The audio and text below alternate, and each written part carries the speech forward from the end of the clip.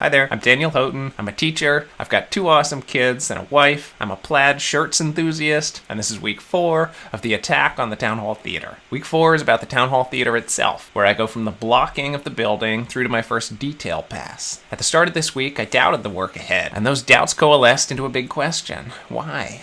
Why should I spend every spare moment I've got modeling this building? It's a lot of work. Isn't it just going to be a lesser version of the real thing? Some sort of poor approximation? Why bother? And what I did was I took those doubts and compartmentalized them and placed them on a little shelf to be considered later. Rather than ask, why should I make this thing? Just make the thing. So I made window holes and window sashes and thought about the word sash, which forever feels connected to this awesome poem by Robert Frost that goes, tree at my window, window tree, my sash is lowered when night comes on, but let there never be curtain drawn between you and me. And Frost goes on to describe how the tree outside his bedroom window and he have both stood witness to each other through all of the suffering of life. He says, I have seen you taken and tossed, and if you have seen me when I slept, you have seen me when I was taken and swept and all but lost.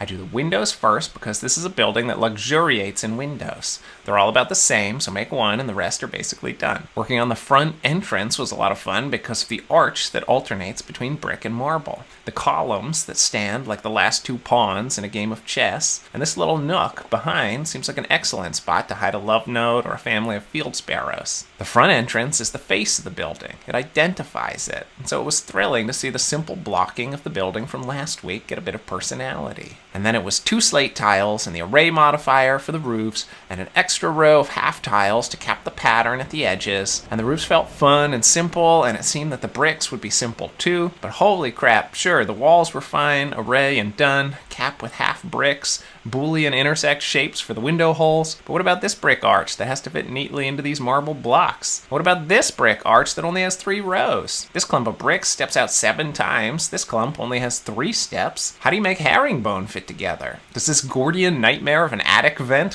have a proper name? And like so many things, the bricks became daunting when I realized that I couldn't finish them in the single day that I had set aside for bricks. My looming sense of embarrassment that I was about to commit more than a single day to the placement of miniature pretend bricks weighed down on me. So I made the bricks red, and that made me feel much better and gave me the boost that I needed to get the rest of the way around the building. But still, the big questions lingered.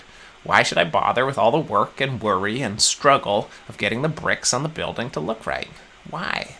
Well, the monster needs a partner. This whole piece, which is a dead serious miniature diorama-style depiction of that day in early 2021 when a 73.5-foot tall otter monster attacks the Town Hall Theater, is, at its core, a duet. And every duet is a love story, and love is a verb. So placing each of these bricks is a way for me to love the building until the building itself becomes as substantial as the creature that looms above it. To put it another way, my good friend Joe Shine, who's a fantastic artist and teacher and friend, was recently talking about the spark that is generated when the ordinary comes in contact with the extraordinary. Here, the ordinary, late 1800s brick and slate and marble building is in contact with the extraordinary beast. They define each other. They need each other. They love each other. And all this brickwork reminds me that I spent a whole Saturday learning how to actually fix a single, real-life, loose brick at the corner of my fireplace. I got the mortar and trowel. I watched some videos until I was basically an expert. I mixed up my mortar in this bucket. I slopped it in there and crossed my fingers, and so far so good. And that has given me tremendous respect for the people who actually build buildings. Ooh, also, Jackson, the 8th grader, finished the door. It looks awesome. And so I'm putting it in, cutting a hole in the Boolean modifier for the bricks, and placing it in the west wall. Oh, and Jackson's dad, Jeff, made this awesome starter pack of bricks, which I can use to place near the front of the building and tumble them around with the proportional editing tool set to randomize mode, and start to think about how the fallen, crushed bricks from the actual attack are going to pile up on the ground. So thank you both for that. Next week, I'll dive headlong into the work of sculpting the monster. I'm excited and scared, and I'm really grateful that you've watched this far. It's been humbling and thrilling and deeply motivating, and I really do want you to get involved if you want to get involved. So leave a comment below. What do you think the monster is pursuing? Where exactly did it come from? Can it digest those bricks that it's eating? Subscribe, tell your friends, make some friends, and then tell them. Write down in chalk in ominous letters on the busiest sidewalk you've got that the otter is coming, and take a picture and send it to me. See you next week.